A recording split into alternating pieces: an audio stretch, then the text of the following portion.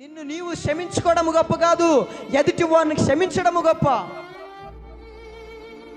నిన్ను నీవు బలపరచుకోవడం గొప్ప కాదు, ఎదుటి వారిని బలపరచడం గొప్ప. నిన్ను నీవు హెచ్చించుకోవడం గొప్ప కాదు, ఎదుటి వారిని హెచ్చించు. ఒక్కసారి చూడు, అందులో ఉన్న సంతోషమేమో.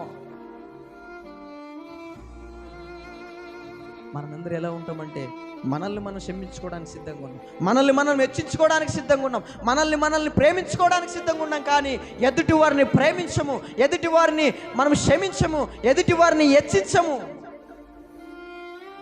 ఎందుకంటే వారు ఎంతున్నా మన దృష్టిలో చిన్నవారిలాగే కనపడతారు. ఒకరు ఎలా భావించాలంటే, మనము యోగ్యులమని భావించాలి.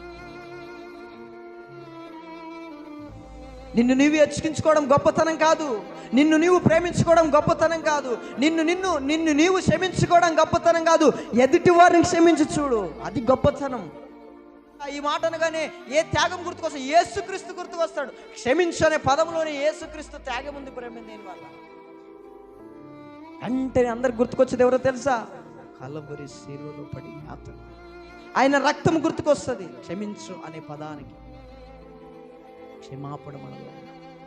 మనందరం మన అపరాధాలు క్షమించుకోవడానికి ఆశపడతాం, మనల్ని మన్నించుకోవడానికి ఆశపడతాం, కానీ ఎదుటి వారిని క్షమించు.